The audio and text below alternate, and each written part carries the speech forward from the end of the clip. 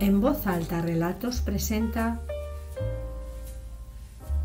La novia en peligro, de Ellery Queen. Según Violeta Wilcox, que escribía las notas de sociedad del Wrightsville Record, la boda Mackenzie-Farham sería el acontecimiento más importante de aquel verano. Molly Mackenzie iba a casarse con el Dr. Conklin Farham, y no cabía duda de que el hecho constituiría la noticia más trascendental del año. La novia era hija de Donald Mackenzie, financiero de la corporación de Wrightsville, miembro del Country Club, miembro del comité del Museo de Arte Moderno, etc. Y el joven Conk Farham era el cirujano más en boga en Wrightsville y además hijo del célebre psiquiatra de Nueva Inglaterra, el Dr. Farham, presidente de la Asociación Médica del Condado y del Hospital General de Wrightsville. La boda no tenía nada de espectacular, ya que la casa de estilo colonial de los Mackenzie solo estaba a 2 casas más allá del moderno bungalow, mitad de madera, mitad cristal, de los Farham. Los prados traseros de las 2 casas se juntaban más allá de los modestos dominios de los Hallam Lack. La boda iba a tener lugar en junio, naturalmente, y el obispo en persona iría a bendecirla. Iría expresamente a la ciudad, desde Boston, para secreta desilusión del reverendo Ernest Haymond, que había esperado que los Mackenzie le daría la ocasión de lucir su talento de predicador en la ceremonia. De hecho, Donald Mackenzie se lo había prometido más o menos. Pero Via Mackenzie era tan testaruda y tan irreductible como las montañas rocosas. Molly era hija única, y Via había acariciado sus proyectos desde hacía demasiado tiempo para permitir que ahora algo se interpusiese en el momento de la apoteosis final. La boda tendría lugar con la participación del obispo, con una recepción que comprendería a 150 invitados de lo más selecto de la ciudad y con una comida preparada por Delmónica, de Conhaven. —¡Conhaven! Pero yo tengo todos mis negocios en Wrightsville, Via —había protestado Donald Mackenzie—. ¿Qué tiene de malo Liz Jones? Ella es la que se ocupa de todas las recepciones que se dan en la ciudad desde hace 35 años. —Precisamente —contestó Via, dando unos golpecitos a la pierna de su marido—. Tú no comprendes estas cosas, Donald. Y ahora déjame. De lo único que tienes que preocuparte es de pagar las facturas. Todo lo demás corre de mi cuenta. Via fue también quien encontró solución a los problemas sociales. Conk era un amor de hombre, pero también era cierto que había jugado con un montón de corazones femeninos.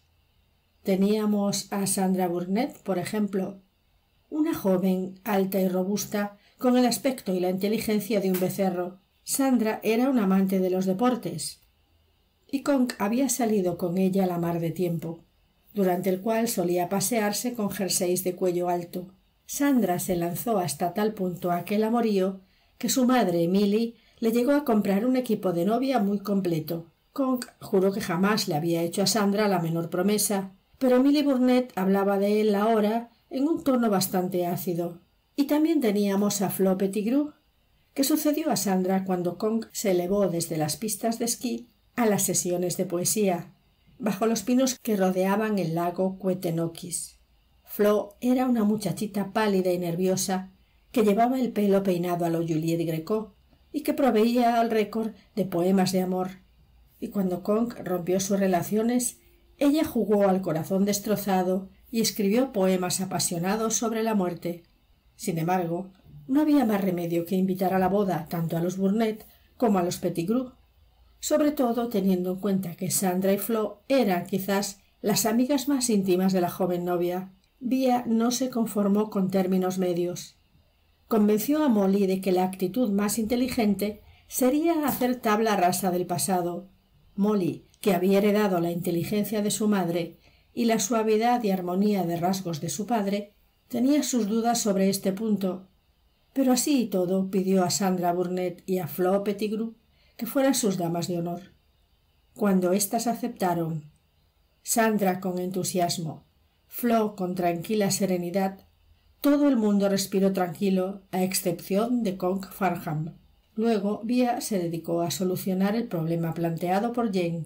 Desde luego, una pariente venida de Inglaterra sería un tanto a favor en una ceremonia que tuviera lugar en Wrightsville, pero Jennifer Reynolds, que era prima hermana de Bea, y por tanto su cruz personal, erraba por la propiedad de los Mackenzie con un aire tan afligido que no podía por menos de entristecer cualquier recepción, aunque fuera una tan brillante como la boda de Molly. Bea reflexionó mucho sobre el asunto de Jennifer Reynolds y por último anunció que lo que necesitaba la pobre mujer era un hombre. Pero, replicó Molly, yo le he presentado colecciones completas del sexo fuerte. Jane no presta la menor atención a los hombres solteros. ¿Qué hombres? Preguntó su mujer dando un resoplido de desprecio. ¿El doctor Flacker? ¿Henry Grandjon? Todo lo que el pobre Walt Flacker sabe de mujeres es lo que ve en el hospital de maternidad. En cuanto a Henry, jugar a la canasta con su madre es la idea que él tiene de una tarde agradable. La nariz de Bea se plegó con un gesto malicioso. Bien sabe Dios que Jane, con lo inteligente que es, no encontrará un hombre a su medida en Wrightsville. —¿Y entonces quién será la víctima? —quiso saber Molly. —Bueno, la verdad es —dijo su madre con voz un poco confusa— que yo había estado buscando un buen pretexto para invitar a Ellery Queen a tu boda. Cuando Ellery vio por última vez a los héroes de esta historia, Molly era aún una tímida colegiala en la escuela de Wrightsville y Kong Farham un estudiante de medicina que se daba aires románticos. Esta vez Ellery se encontró con una jovencita rutilante y estupenda y un cirujano de cabeza firme. En realidad no tuvo ocasión de reanudar una verdadera amistad con ellos porque la casa de los Mackenzie bullía de modistas con la boca llena de alfileres, de llamadas telefónicas, de timbrazos a la puerta que anunciaban la llegada de innumerables paquetes y de conferencias misteriosas que tenían lugar tras las puertas cerradas. Y por encima de todo aquel jaleo se elevaban las voces conspiradoras de Molly, Sandra y Flo, que se ocupaban de los 1001 detalles que corrían a cargo de la joven novia en aquellos momentos fatídicos. De vez en cuando, Kong Farham hacía irrupción en la casa, oliendo a éter como un escalpelo, y volvía a desaparecer de nuevo. Donald Mackenzie permanecía prácticamente invisible y en cuanto se dejaba ver se le mandaba en el acto a hacer algún recado. En cuanto a la anfitriona de Ellery, solo se la podía ver a las horas de las comidas. —Le estamos desatendiendo a usted de forma vergonzosa, Mr. Queen —decía Bea con voz contrita—, pero afortunadamente tenemos a Jennifer para que se ocupe de usted. Tiene un carácter tan parecido al suyo. Es tranquila y profunda y le gustan las artes y la literatura. Tienen ustedes muchos gustos comunes. Y desaparecía, sin olvidarse de cerrar la puerta tras Ellery y Jane. Jennifer Reynolds era una mujer delgada y rubia, de unos 34 años, con una cara que daba la impresión de que, de vez en cuando, la bañaba en agua oxigenada. Siempre parecía crispada, como si un problema de difícil solución la embargase. La prima inglesa de Bea Mackenzie era tan frágil que Ellery se sentía incómodo, y no se sorprendió en absoluto cuando se enteró de que se hallaba bajo tratamiento con el doctor Walter Flacker, colega de Kong Farham, con quien compartía una consulta. Su fragilidad no era sólo física, y hacía pensar en una tela muy fina, usada hasta más allá de lo conveniente, cuyos hilos fueran a quebrarse y convertirse en polvo de un momento a otro. Una tarde en que la agitación de la casa llegó al colmo, Ellery se llevó a Jennifer hasta el lago, y allá, bajo la influencia del sol, de los pinos y del agua que mecía suavemente la barquita que se deslizaba sobre ella, Ellery tuvo al fin la clave del misterio. Estaban hablando de Molly y de Kong. Ellery decía que parecían hallarse en el séptimo cielo y que era una lástima que una felicidad tan grande estuviera condenada a la normal corrupción. ¿Condenada? ¿A la corrupción? La joven inglesa, que estaba contemplando el agua, levantó la vista sorprendida. Ya sabe usted lo que quiero decir, Miss Reynolds. Es posible que los matrimonios se forjen en el cielo, pero ¿cómo terminan generalmente? Habla usted como un solterón.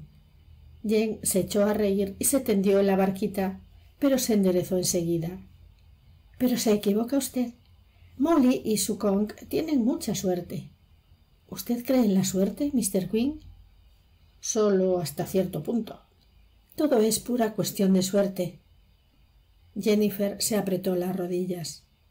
En aquel momento, una nube oscureció el sol y el aire se puso frío rápidamente.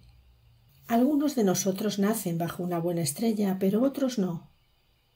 Lo que nos pasa durante toda nuestra existencia no tiene nada que ver con nuestra personalidad, nuestra educación o nuestros defectos personales. Todos los representantes del pensamiento moderno son de la opinión contraria, dijo Ellery sonriendo. ¿De verdad? Volvió a fijarse en el agua temblorosa. Cuando tenía 14 años, trabajaba en una fábrica de tejidos. Nunca podía calmar el hambre del todo, ni tenía medios de parecer atractiva. No me rebelé contra ello, e hice lo que pude. Y procuré educar mi espíritu a pesar de todas las dificultades. Supongo que Vía le habrá dicho que escribo, sobre todo críticas de arte. Durante la guerra me enamoré de un marino. Su barco fue torpedeado en el Mar del Norte y no pudieron recuperar ni un solo cuerpo. Íbamos a casarnos en su primer permiso. Yo sobrellevé la desgracia penosamente y seguí viviendo. No tenía más que mi trabajo y mi familia. Una familia muy pobre, Mr. Quinn, con un padre y una madre enfermos y gran cantidad de hermanos y hermanas más jóvenes. Nos queríamos todos mucho y después, el febrero pasado, toda mi familia murió ahogada en las inundaciones que asolaron la costa sudeste de Inglaterra. Yo quedé como única superviviente porque estaba en Londres. Ya ve usted que jamás he tenido suerte. Su cara pálida estaba crispada. Ellery volvió la vista. Murmuró cualquier excusa y cogió los remos. Se está nublando. Será mejor que volvamos a casa. ¿No cree usted, Miss Reynolds? Ellery se dijo a sí mismo que Jennifer Reynolds tenía poderosas razones para parecer siempre tan melancólica. Sandra Burnett y Flo Pettigrew no parecían en absoluto compartir ese estado de ánimo. A medida que los días iban pasando, sus risas y sus voces hacían eco de las de Molly. Eran unas risas que tenían algo de histérico, y la misma noche en que Miss Reynolds le había confiado sus penas, Ellery supo por qué. Vía y Donald Mackenzie se habían ido a High Village para discutir con Abdo Virobatian, el florista más importante de Riceville, que de pronto había dicho que no tenía gardenias. Kong y Molly se habían ido a cualquier sitio en coche. Jennifer se acostó y Essie Hunker, después de recoger y fregar la vajilla, siguió su ejemplo. Ellery se fue a su cuarto para terminar un trabajo que se había traído desde Nueva York. La casa estaba silenciosa al fin y se absorbió en su tarea.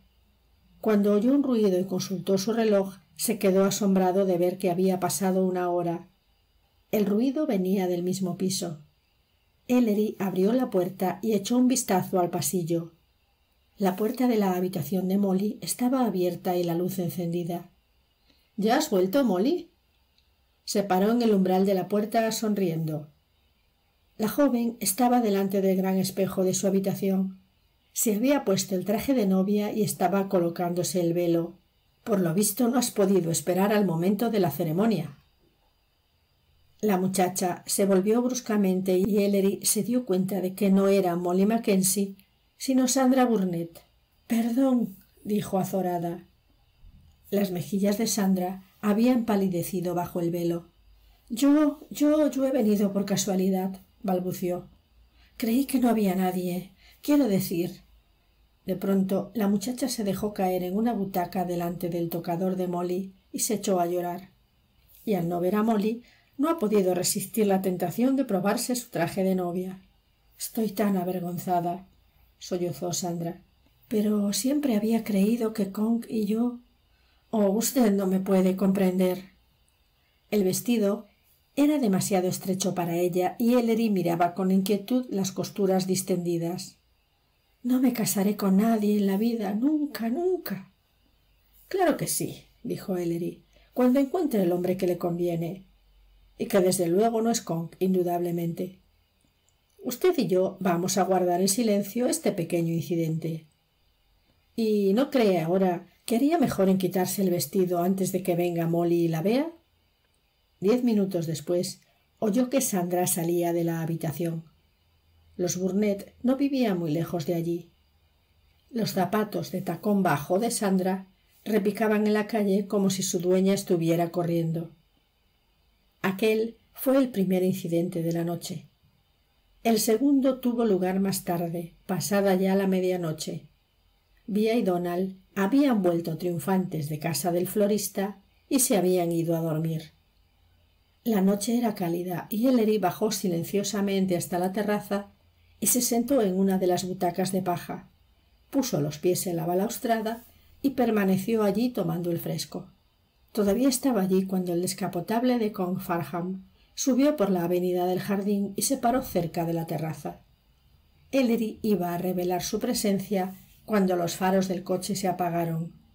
Oyó la risa ahogada de Molly y el enérgico «Ven aquí» de Kong, y decidió que, dado el silencio que siguió, la discreción era de rigor. Después de un buen rato, Molly murmuró «Basta ya por esta noche, cariño. Es muy tarde y quiero descansar». Y Ellery la oyó saltar del coche y correr hacia la puerta de entrada. En el momento en que ésta se cerraba tras Molly, y antes de que Kong hubiera podido poner el coche en marcha, se oyó un ruido entre el follaje de los rododendros que bordeaba la avenida y una voz femenina llamó suavemente «Kong, espera». La voz sorprendida del joven cirujano preguntó «¿Quién anda ahí?» «Yo. Flo, ¿qué estás haciendo aquí a estas horas?» «Tengo que hablarte. Hace horas que te estoy esperando entre las ramas, tras los árboles. Déjame entrar en el coche, Kong. Llévame a cualquier sitio».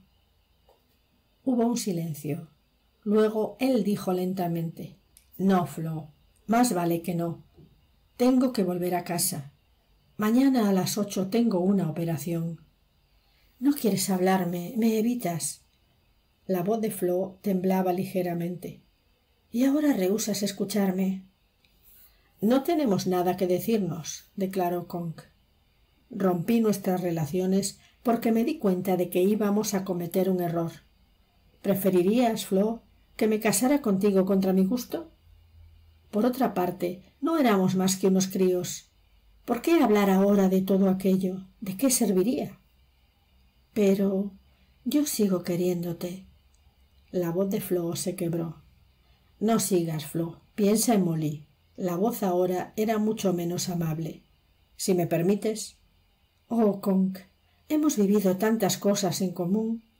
Aquellas noches junto al lago, con las luces de las luciérnagas, la música, la poesía. ¿Te acuerdas de aquel poema de Millet que copiaste para mí? Solamente sabía que el verano cantaba en mí, pero muy pronto su canto murió. Fue profético. Te odio. Flo, vas a despertar a toda la casa. Vete, te lo suplico. Tengo que ir a dormir». «Imbécil, imbécil. ¿Crees que una chica tan frívola como Molly...» El resto de la frase se perdió con el gruñido del motor. El coche desapareció rápidamente a lo largo de la avenida. A la luz de los faros, Ellery tuvo una rápida visión de Flo Pettigrew, pálida y afligida. Luego las luces desaparecieron y Ellery entró en la casa haciendo ruido y esperando que la muchacha que estaba en la avenida le oyera. La víspera de la boda, Molly invitó a Sandra, a Flo y a otras 5 amigas más a comer. «Vamos a hacer una despedida de soltera», dijo sonriente. La comida fue muy alegre. Donald, que comió con Ellery en la terraza, comentó que parecía un gallinero a la hora del reparto del grano. Molly insistió en presentar a sus amigas al escritor neoyorquino, y Ellery estuvo unos minutos respondiendo a las preguntas que le hicieron las jovencitas, procurando al mismo tiempo descifrar las expresiones de las caras de Sandra y Flo. Pero tanto la poetisa como la deportista estaban impasibles. Tal vez sus rasgos estuvieran un poco tirantes, pero aquello era todo. Si alguien se mostraba nerviosa, era precisamente la novia. Molly parecía ansiosa y preocupada a pesar de su vivacidad, y Ellery se preguntó si habría oído la penosa conversación entre Kong y Flo la noche anterior. Luego recordó que aquella tarde también le había parecido que estaba nerviosa. «Dios mío, qué tarde es», gritó Molly. «Hijitas, tenéis que perdonarme ahora. Hemos de encontrarnos, Kong y yo, en la iglesia, porque el doctor Haymont quiere que hagamos un ensayo de la ceremonia. Sandra, Flo, haced los honores en mi nombre. ¿No os importa? Luego subid conmigo un rato mientras me cambio. Papá, no olvides lo que mamá te ha dicho. No debes ir a tu despacho esta tarde». Molly salió corriendo. Sandra y Flo llevaron a las otras amigas hasta sus coches respectivos, mientras que Ellery y su anfitrión terminaban de comer en la terraza.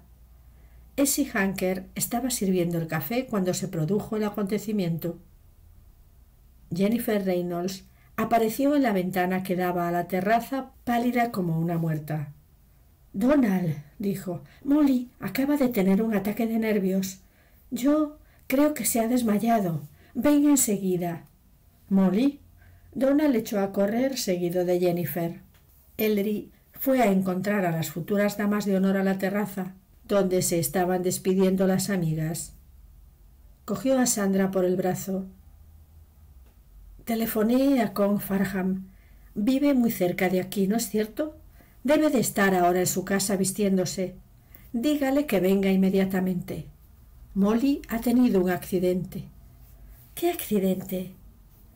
Ellery sorprendió una chispa que se encendió en los ojos de Flo Pettigrew. Luego entró en la casa y subió en 2 zancadas hasta el primer piso. En el momento en que llegaba a la puerta del cuarto de Molly, oyó la voz de Sandra agitada que hablaba por teléfono. Molly estaba en el suelo de la habitación, rígida, con los ojos cerrados y las mejillas pálidas. Bea y Donald Mackenzie estaban de rodillas tratando de hacerla volver en sí. Bea friccionaba la mano izquierda de su hija. «Frótale la otra mano, Donald. No te quedes ahí como un pasmarote». «No puedo abrirle los dedos», murmuró el padre de Molly acariciándole el puño. «Molly, pequeña mía». «Despiértate, Molly», gemía Bea. «Oh, Dios mío, se ha fatigado un horror hoy. Ya le dije yo que no invitara a todas esas estúpidas». «¿Dónde está el médico?», preguntó Donald. «Llamad al médico». Jennifer salió del cuarto de baño con un vaso de agua. «Ya hemos llamado al médico», dijo Ellery para tranquilizarles. «Déjenme que la lleve a la cama y ustedes quítense de mi camino. Mrs. Mackenzie, abra la ventana».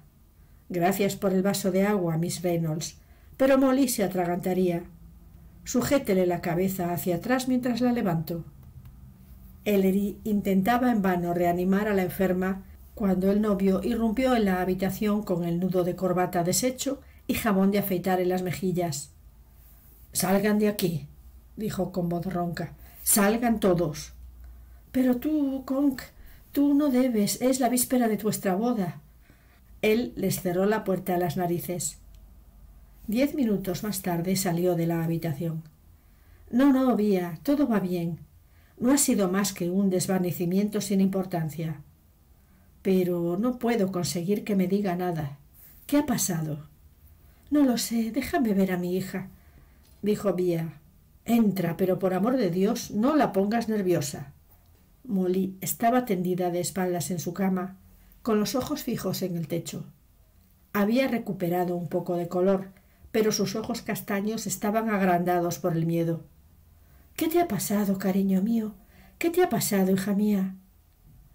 «Nada, mamá. Supongo que es la emoción». Bea se enjugó una lágrima. «Donald», preguntó Kong, ¿tenéis algún calmante en la casa?» «Sí, hay un somnífero en el armario de medicinas. Walter me lo dio hace algunas semanas». «Muy bien. Calienta un poco de leche y añádele 2 pastillas». Donald salió de la habitación rápidamente y Kong acarició el pelo suave y brillante de Molly. «Voy a darte un somnífero, cariño, y te lo vas a beber como un ángel». Oh, no, Kong. ¿Y el ensayo? Me importa un pimiento. Si no te pones bien, ni siquiera habrá boda. ¿Es que no quieres convertirte mañana en Mrs. Kong Farham? No digas eso. Molly volvió la cabeza llorando. Él la contempló frunciendo las cejas y luego dijo animadamente: «Vía, creo que los empleados de Delmónica te están esperando abajo. Les he visto cuando venía. Yo me quedaré con Molly hasta que se beba la leche. Y si los demás tienen la amabilidad de dejarnos solos». Ellery se paseaba por el vestíbulo cuando Donald bajó la escalera pesadamente, seguido de Jennifer Reynolds. «¿Cómo está Molly?»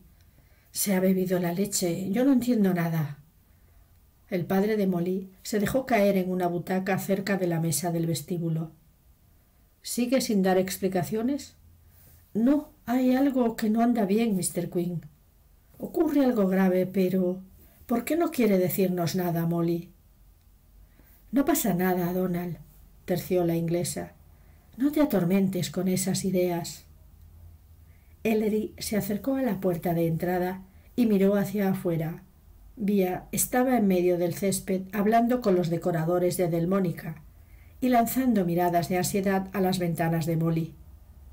Sandra Burnett y Flo estaban en la terraza con las manos crispadas sobre las rodillas. Ellery volvió sobre sus pasos y declaró: «No estoy de acuerdo con usted, Miss Reynolds.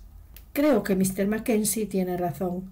Molly ha recibido un shock que no se debe solo al cansancio».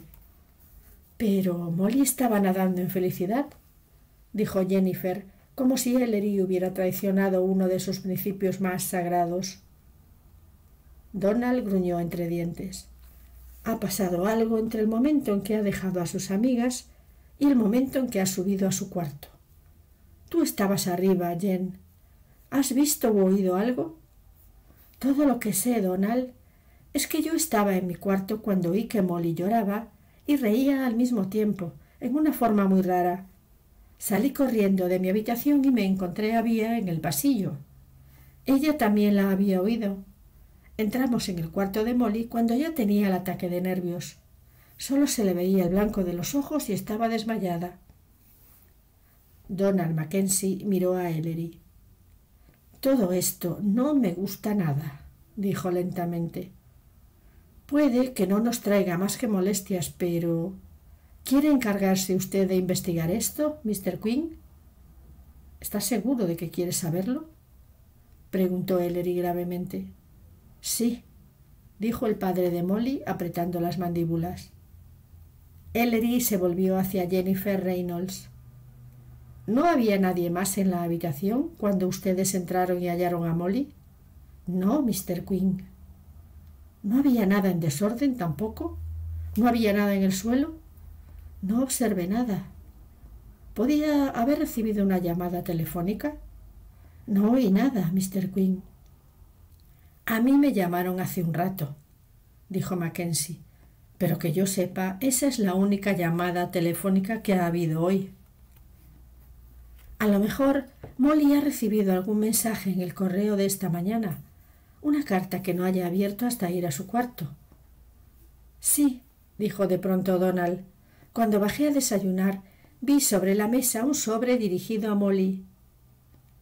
Ellery contempló la bandeja que había sobre la mesa.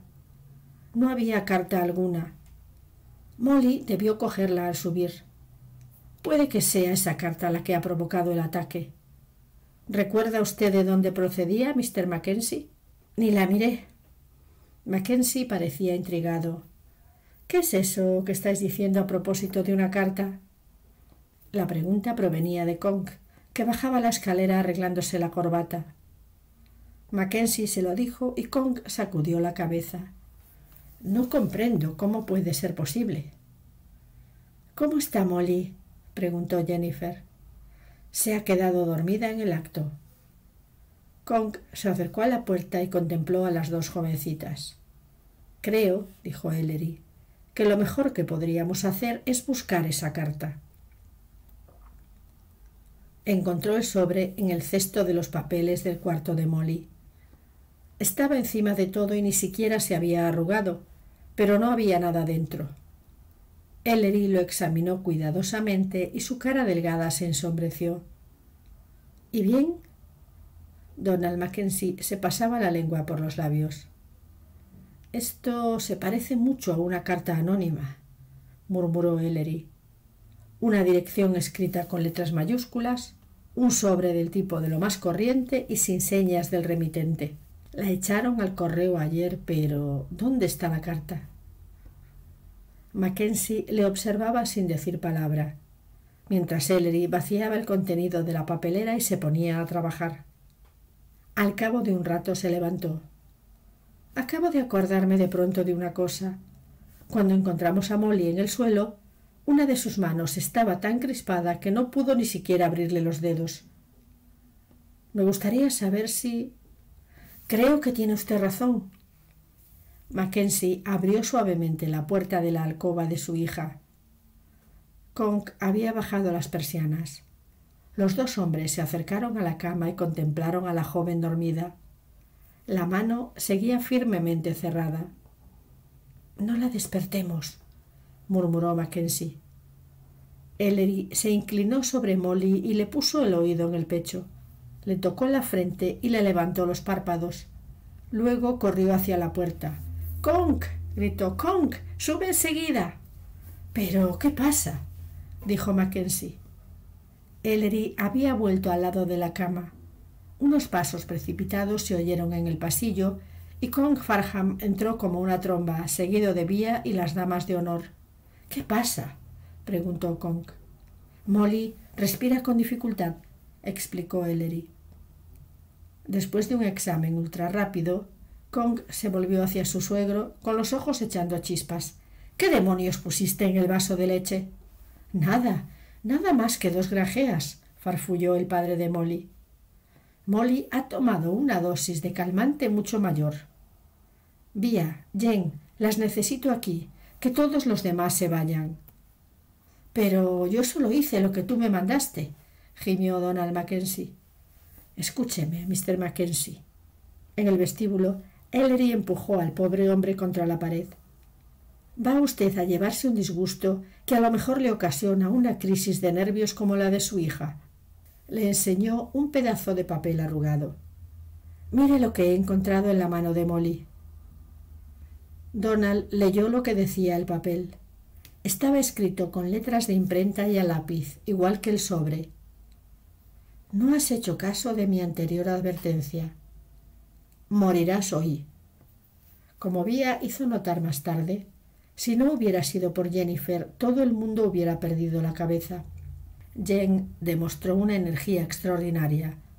Estaba en todas partes a la vez, reconfortando a Bea, ayudando a Conk, animando a Sandra, que parecía al borde del ataque de nervios, y haciendo callar a Flo, que estaba llorando, y tratando de calmar a Essie Hunker, que con la cabeza envuelta en su delantal daba gritos en la cocina, como una furia.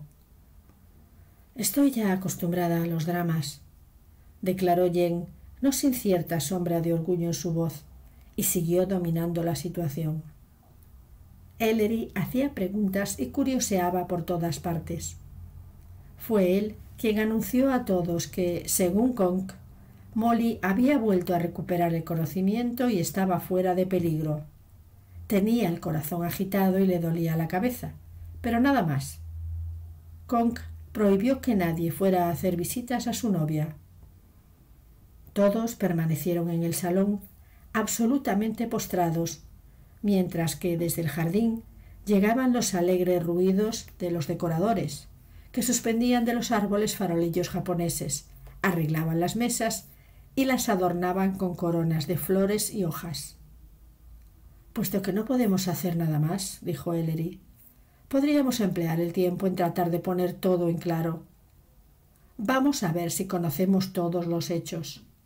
Cuando Conk le pidió que preparara el somnífero, Mr. Mackenzie cogió usted el tubo de las tabletas, bajó a la cocina y puso a calentar la leche. Abrió usted el tubo y cuando iba a sacar las píldoras, Essie le dijo que le llamaban al teléfono.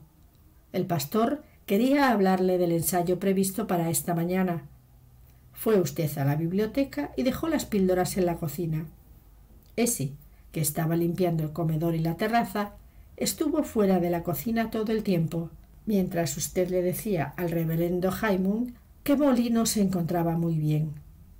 Luego volvió usted a la cocina, apagó el gas, puso los 2 comprimidos en el vaso de leche y se lo llevó a su hija.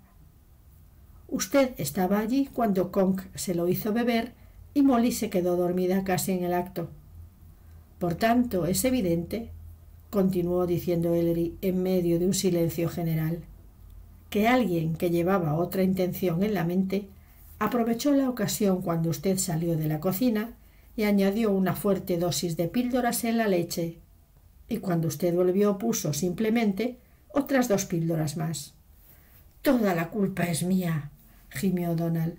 «No me di cuenta de que el tubo, que dejé casi lleno, estaba medio vacío cuando volví del teléfono. Estaba tan preocupado por lo que le había ocurrido a mi pobre Molly». Bea apretó la mano de su marido, pero sus ojos permanecían fijos en Sandra y Flo y tenían un brillo peligroso. «El caso es», continuó Ellery, «que alguien ha tratado de asesinar a Molly y que ese alguien tiene que estar en esta casa». Hubo un largo silencio. «¿Por qué me mira de esa forma?», gritó Flo. «¿Me cree usted capaz de hacer una cosa semejante?». «Sí», contestó Bea Mackenzie. «Beatriz», la reconvino dulcemente Jennifer. Flo empezó a temblar. Sandra Burnett contemplaba la escena con ojos sombríos, como si no comprendiera nada. «No puedo creerlo», murmuró Mackenzie. «No creo que una amiga de Molly haya...». «Siempre cuesta trabajo creer en un crimen, Mr. Mackenzie. La policía y la boda. Ahora todo se ha ido al traste».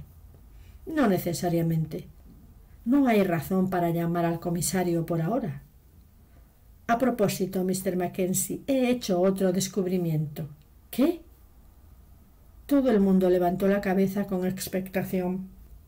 La carta hacía alusión a una advertencia anterior. Las personas que se lanzan al camino del crimen mantienen, por regla general, un comportamiento típico y constante. Por tanto, he estado buscando otro anónimo y lo he encontrado en el bolsillo del abrigo que Molly llevaba anteayer. «Démelo», exclamó Mackenzie. La hoja de papel era idéntica a la encontrada en la mano de Molly. No tenía sobre. El mensaje estaba escrito en letras de imprenta y a lápiz. Mackenzie lo leyó lentamente en voz alta. «Renuncia a tu boda con tu guapo Mr. Farham, o tendrás que sentirlo. Acuérdate del laboratorio de Browning». «Por eso Molly estaba tan nerviosa ayer», exclamó Jennifer. «Pobre criatura». «El laboratorio de Browning». Donald lanzó una mirada perpleja a Ellery. «¿Qué quiere decir eso?». «No lo sé. Suponía que me lo diría usted». «El laboratorio de Browning». Se volvió hacia su mujer. «¿Conoces algún laboratorio con ese nombre?». «No, Donald». Bea apenas escuchaba. Seguía mirando fijamente a las 2 jóvenes damas de honor, y sus ojos seguían brillando furiosamente. «A lo mejor se trata de algún profesor que haya tenido Molly, un profesor de química. ¿Sabéis vosotras algo de eso?», preguntó de pronto a Sandra y Flo. Ellas se estremecieron. «No», dijo Sandra. Flo sacudió la cabeza enérgicamente. Estaba muy pálida. «No creo que haya en todo Wrightsville una sola familia que se llame así», insistió Mackenzie. «Hay un laboratorio Brownell en Limscott, pero...». «¿Pueden ustedes subir?», llamó desde lo alto la voz de Conk Farham en tono triunfal. La subida en masa dejó a Ellery solo en la biblioteca. Hundido en su butaca, estuvo examinando la carta anónima. Luego se levantó lentamente y salió de la biblioteca. «No pensamos retrasar la boda en absoluto», anunció Conk Farham en el momento en que Ellery entró en la habitación de Molly. «¿No es verdad, amor?». Molly le dedicó una débil sonrisa. «En absoluto». Su voz era muy baja pero distinta. «Ya no tengo miedo». Nos casaremos mañana como estaba previsto, y ningún intento de asesinato lo impedirá. Conk lanzó una mirada fulgurante a las dos jóvenes que estaban junto a la ventana. —¿Puedo irme a mi casa? —preguntó Flo con voz apagada. —Por favor —balbuceó Sandra. —No —rugió Conk—. Por ahora tenemos... Oh, Ellery, ¿qué opina usted de ese asunto del laboratorio Browning? Yo creo que es una pista importante. Sin duda alguna —dijo Ellery sonriendo. —Molly, me alegro de verte tan animada. Gracias, Mr. Quinn —murmuró ella—, por haberme salvado a tiempo. El salvamento de novias es mi especialidad. Ah, a propósito. Ellery mostró un libro encuadernado en verde que llevaba en la mano. He aquí la respuesta a la misteriosa alusión. Vi a Mackenzie le miró fijamente. Pero esos son los poemas de Browning. Todo el mundo recibe un ejemplar cuando se hace miembro de la Sociedad Robert Browning. ¿Es ese mi libro? Sí, contestó Ellery. El laboratorio es el título de uno de los poemas de Browning. Como el autor de la carta quería que Molly recordase ese verso en particular, déjenme que les haga un resumen del tema. Ellery paseó la vista en torno. Se trata de una mujer que descubre que el hombre que ama está enamorado de otra y se procura veneno para asesinar a su rival. Ya lo saben. Tenemos que buscar, por tanto, a una mujer que se cree enamorada de Conk, Molly, y que ha intentado asesinarte para evitar la boda. Una homicida celosa. ¿Quieres que te diga quién es esa mujer? Espere. Molly se enderezó en la cama. Espere, se lo suplico, Mr. Quinn. ¿Tiene usted intención de hacerme un regalo de bodas?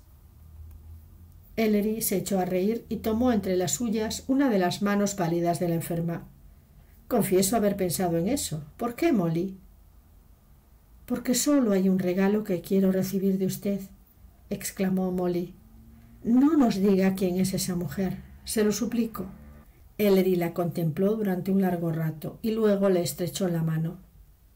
Eres exactamente la mujer que le conviene a un médico, dijo. Era ya muy tarde. La luna había salido y las manchas de césped del jardín estaban sombrías bajo la brisa de la noche. No había luz en ninguna de las ventanas de los Mackenzie. Todo el mundo dormía rendido por los acontecimientos del día. En lo alto de la calle, la casa de los Farham estaba también a oscuras. Creo que ya sabe usted muy bien lo que vengo a decirle, murmuró Ellery a la silueta silenciosa que se sentaba en la otra butaca. Pero a pesar de todo se lo diré. Ya no tendrá usted ocasión de atentar contra Molly. Yo estaré velando. Y puesto que Molly quiere que se guarde silencio sobre todo ello, creo que lo mejor que puede usted hacer es buscar una buena excusa para marcharse de Riceville inmediatamente después de la ceremonia de mañana. De hecho, podíamos irnos juntos. ¿De acuerdo? No hubo respuesta. Las personas que hacen lo que usted ha hecho están enfermas. ¿Me deja usted que la lleve a un médico que conozco en Nueva York y que sabe muy bien cómo curar los espíritus desequilibrados? Le aconsejo que aproveche la oportunidad que se le ofrece. La silueta se movió y una voz ahogada se elevó en la oscuridad. ¿Cómo lo ha adivinado? Pues bien, hay que remontarse a una época muy lejana, dijo Ellery, a la Edad Media, e incluso antes todavía, al siglo V antes de Jesucristo y a los barberos de Roma. ¿Los barberos?, repitió la voz estupefacta. Sí, porque los barberos, hasta una época muy reciente, eran los únicos que practicaban la cirugía. Solo muy poco antes de la Revolución Americana, los barberos y los cirujanos de Londres, por ejemplo, se separaron en dos ramas y en Francia, Alemania y otros países de Europa no se prohibió que los barberos practicaran la cirugía hasta mucho después. Por lo tanto, durante muchos siglos la práctica de la cirugía se consideró como una profesión inferior, tan inferior en realidad que los cirujanos no podían llevar título. y este prejuicio ha perdurado en algunos países hasta nuestros días, en que a los cirujanos más eminentes de los mejores hospitales británicos no se les llama doctor, como a los otros médicos, sino simplemente Mister. Por eso, concluyó Ellery, cuando reflexioné sobre la carta en que se aludía al doctor Farham, que es cirujano, llamándole tu guapo Mr. Farham, comprendí que la única persona en toda la casa y en todo Wrightsville, por otra parte, que había podido escribir esa carta era la visitante inglesa. Usted, Miss Reynolds.